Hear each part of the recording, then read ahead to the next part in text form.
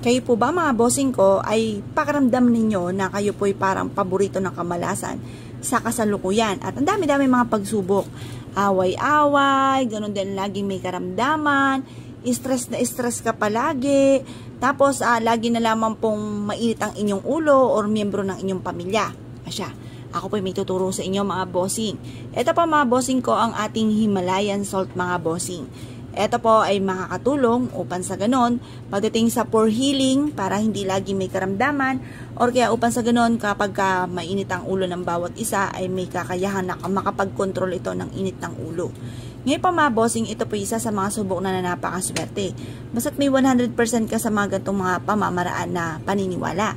Kailangan pa mga bossing ko kumuha kayo ng ganito or kaya po marami kasing ganito pero mas maganda yung ganito, yung mga rock salt mga bossing, hindi po yung mga iodized. Kasi yung iodized pwede rin gamitin,